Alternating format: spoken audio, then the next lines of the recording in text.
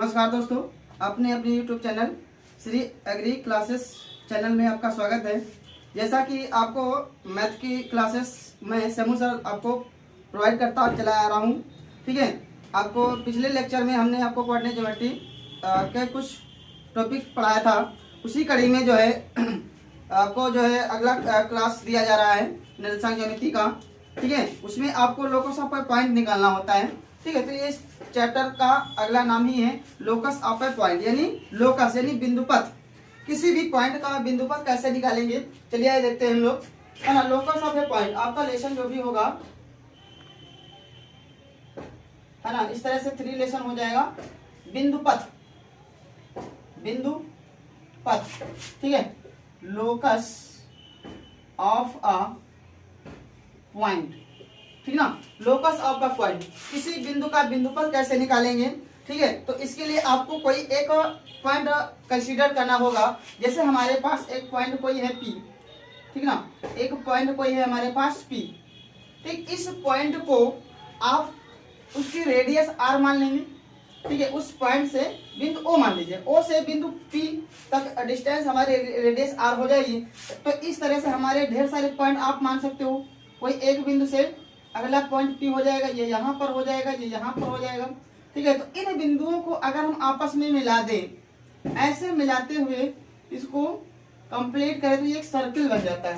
तो इस तरह से हमें इस पॉइंट का, इस बिंदु का बिंदुपथ ज्ञात होता है। ठीक है, स्मॉल r दूरी पर, यानी उसकी जो डिस्टेंस है हर एक पॉइंट पे इक्वल है, यानी समान है और बराबर है, तो हमारी वो रेडियस कहलाएगी। ठीक है, उसका सेंटर हो जाएगा O। इस पॉइंट पर, इस पॉइंट पर, इस पॉइंट पर वो सारे बिंदु आपके क्या रहेंगे, समान रहेंगे। इसी को हम कहते हैं लोकस ऑफ अ पॉइंट, है ना। हर एक बिंदु पर ये हमारा जो पॉइंट है, बिंदु है, वो उसकी डिस्टेंस समान रहेगी। इसी को हम कहते हैं लोकस ऑफ ए पॉइंट, यानी बिंदु का, किसी बिंदु का बिंदुपथ, पथ मतलब उसका रास्ता। इन दोनों बिंदुओं को आपस में हमने मिलाया आर्क के द्वारा, यानी चापों के द्वारा। ठीक है, P से P तक मिलाया, अगला P, ऐसे चापों के द्वारा आपका एक सर्किल तैयार होता है। तो इसका ये जो पॉइंट है लोकस ऑफ ए पॉइंट कहलाता है। ठीक है, तो चलिए हम एक क्वेश्चन देखते हैं आपको। ठीक है, क्वेश्चन है जैसे हमारे पास, उस बिंदु का बिंदुपथ ज्ञात कीजिए। क्वेश्चन है, ठीक है, चलिए यहां लिख दे रहे हैं, उस बिंदु का बिंदुपथ ज्ञात कीजिए। प्रश्न है, उस बिंदु का बिंदुपथ, बिंदुपथ पथल में होता है रास्ता, बिंदुपथ ज्ञात कीजिए। उस बिंदु का बिंदुपथ ज्ञात कीजिए। ठीक है, जो इस प्रकार गमन करता है, जो इस प्रकार गमन करता है कि उसके बिंदु 3,4 से दूरी 5 इकाई रहती है, 5 इकाई रहती है। ठीक है, ये हमारे पास क्वेश्चन है भाई। क्या है, उस बिंदु का बिंदुपथ लोकस ऑफ ए पॉइंट निकालना है। ज्ञात कीजिए जो इस प्रकार गमन करता है, नहीं पथ मतलब उसका जो है गमन करता है, नहीं चल रहा है। ठीक, क्वेश्चन है हमारे पास, उस बिंदु का बिंदुपथ ज्ञात कीजिए जो इस प्रकार गमन करता है कि उसके बिंदु 3,4 से 5 इकाई रहती है, मतलब उसकी डिस्टेंस आपका मान लीजिए यही है, ये 5 है, ये पॉइंट P क्या हो जाएगा 3,5, उस पर एक बिंदु आपने ले लिया क्या M, जो हो जाएगा x, y हो जाएगा। तो उसका लोकस ऑफ ए पॉइंट निकालना है, तो यानी हम इसको मान लेते हैं D equal to under the root x2 minus x1 का स्क्वायर। ठीक है, तो यहां से आपका लोकस ऑफ ए पॉइंट क्या हो जाएगा, इस बिंदु में से इसको आप माइनस करोगे तो क्या हो जाएगा x माइनस 3 का whole of square plus y minus 5 का होल ऑफ स्क्वायर। ये जो आपका 5 इकाई दिया है वो क्या है, उसकी डिस्टेंस है, दूरी है। तो यहाँ पर हम क्या लिख सकते हैं, 5 लिख सकते हैं अंडर द रूट क्या x माइनस 3 का whole of square plus y minus 5 का होल ऑफ स्क्वायर हो जाएगा। तो अब यहाँ पे आपको ध्यान देना है क्या कि अगर इधर हमारे पास क्या है, अंडर रूट है और इधर हमारे पास सिंपल सी संख्या है, तो हम यहाँ पे रूट हटाने के लिए क्या करेंगे, दोनों पक्षों का वर्ग करेंगे। क्या करेंगे भाई, दोनों पक्षों का वर्ग करने पर है ना, स्क्वायरिंग ऑन बोथ साइड, है ना, SBS, इसको शॉर्टकट में लिखेंगे SBS, अर्थात स्क्वायरिंग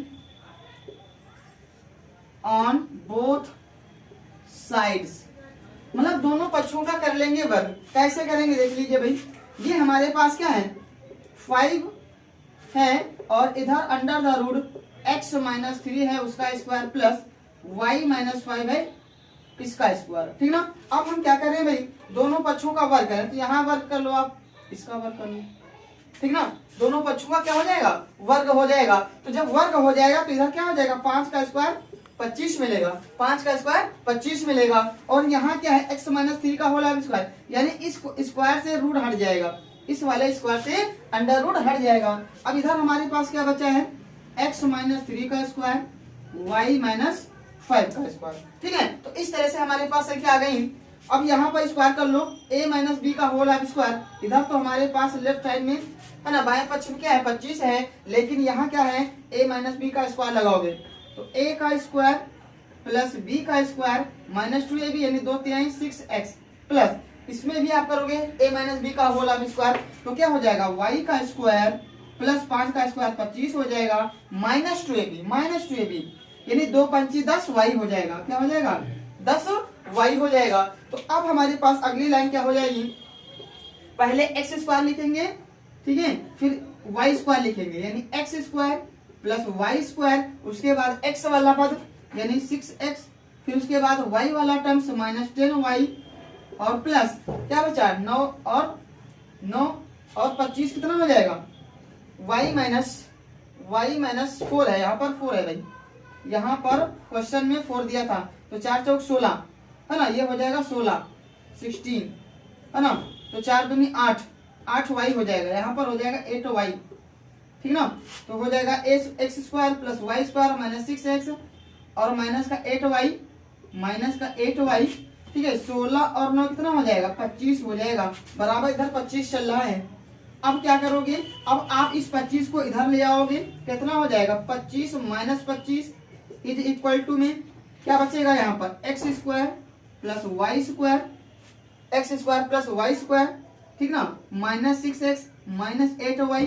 अब देखो माइनस का 25 प्लस का 25 कैंसिल हो चुका है, क्या आ गया समीकरण हमारे पास, x square plus y square minus 6x minus 8y is equal to 0। ये आपका समीकरण निकल के आ चुका है ना। उस बिंदु के द्वारा जिसकी डिस्टेंस हमारी 5 थी, आपके पास p दिया है पॉइंट क्या 3,5, तो उसका लोकस ऑफ पॉइंट कितना दिया है, मतलब डिस्टेंस दिया है r यानी 5 सेंटीमीटर। तो यहाँ से हमें तो इस तरह से हमारा ये पॉइंट दिया है p 3,5 3,4 और ये हमारी जो डिस्टेंस है वो 5 दिया है, यदि उसकी डिस्टेंस 5 ही रहे लेकिन उसका बिंदुपथ हमारा क्या हो जाएगा, है ना, ये इक्वेशन निकल के आ जाएगी। क्या है ये, x square plus y square minus 6x minus 8y equal to 0, और यही क्या हो जाएगा, आपका आंसर हो जाएगा भाई, ये क्या हो जाएगा, आंसर हो जाएगा, है ना। क्वेश्चन है, उस बिंदु के बिंदुपथ का समीकरण ज्ञात कीजिए जिसकी x अक्ष, ठीक है, से दूरी तथा y अक्ष से दूरियों का योग कह रहा है ना, addition of x axis and y axis. आपको बताया गया था कि कोई पॉइंट P है, x, y है, तो ये क्या होता है, x एक्सिस के द्वारा चली गई दूरी, ये y अक्ष के द्वारा तय की गई दूरी होती है, ठीक है। तो क्वेश्चन हमारा यही कह रहा है कि उस बिंदु का बिंदुपथ लोकस ऑफ अ पॉइंट ज्ञात कीजिए जिसकी x अक्ष से दूरी तथा y अक्ष से दूरियों का योग 7 इकाई दिया है। तो हमने माना क्या, बिंदु P x, y है, हमने क्या मान लिया, माना हमारे पास कोई बिंदु P है, उसका पॉइंट क्या है x, y है, P की x अक्ष से दूरी y है, समीकरण 1 बना लिया आपने, ठीक है। अब देखो यहाँ पर P की y अक्ष से दूरी, अब देखो यहाँ x है तो y आ गया है, यहाँ y है तो x आ जाएगा, ये समीकरण 2 हो जाएगा। ठीक है ना। समीकरण 1 व 2 से, समीकरण 1 व समीकरण 2 से, है ना, प्रश्नानुसार, ये जैसा कह रहा है प्रश्नानुसार, ये क्या कह रहा है कि उन दोनों x अक्ष से तथा y से दूरियों का योग 7 है। तो अब यहां से क्या हो जाएगा, x हो जाएगा और यहां से क्या हो जाएगा, y हो जाएगा। तो x plus y is equal to 7। बात समझ पाए, x plus y is equal to 7 इकाई, यही आपसे पूछ रहा था और यही क्या हो जाएगा, आंसर हो जाएगा। ठीक ना। इसे देख लीजिए, उस बिंदु का बिंदुपथ का समीकरण ज्ञात कीजिए जिसकी x अक्ष से दूरी, x अक्ष है तो y, y अक्ष है तो x, वो पॉइंट आपने मान लिया क्या, बिंदु P है x, y, तो P की x अक्ष से दूरी y है, P की y अक्ष से दूरी x है। समीकरण 1 बना लिया, इसको समीकरण 2 बना लिया। समीकरण 1 व 2 का योग, है ना, अगर प्रश्नानुसार बात किया जाए तो समीकरण 1 व समीकरण 2 से, तो समीकरण 1 क्या है हमारा, x है, समीकरण 2 क्या है, y है ना, x, ये y है, ये x है, तो हमने x पहले लिखा और प्लस y बाद में लिखा। अब ये कहा इन दोनों का योग जो है 7 है, यही तो हमारा आंसर है, यही हमारा क्या बन जाएगा, समीकरण बन जाएगा। तो इस तरह के क्वेश्चन को हम ऐसे ही सॉल्व करते हैं, है ना। प्रश्नानुसार अगर आप जो जो चीज वो क्वेश्चन कह रहा है वैसे वैसे आप करते जाओ। ठीक है, तो इस तरह से हमारा आंसर क्या गया, x plus Y equal to 7, जो कि प्रश्न में कह रहा था कि इनकी दूरियों का योग 7 है। तो P से x अक्ष की दूरी, P से y अक्ष की दूरी, दोनों का योग 7 है, तो हमारा दोनों का योग 7 हो जाएगा। ठीक है, तो इस तरह से हमारा ये क्वेश्चन, ये हमारा क्वेश्चन यहीं पे समाप्त होता है। तो इस तरह से आपको ये क्वेश्चन आपको टॉपिक दिए जा रहे हैं जिससे आपको समझ में आ रहा होगा। ठीक है, अगर कोई समस्या है तो आप कमेंट करके बता सकते हैं और इस तरह के क्वेश्चन आप सॉल्व करते रहिए। अगर कोई समस्या आ रही है तो उसको आप बता सकते हैं। ठीक है, तो इस तरह से हमारा अगला टॉपिक अगले जो है वीडियो में आपको दिया जाएगा। ठीक है, धन्यवाद, नमस्कार।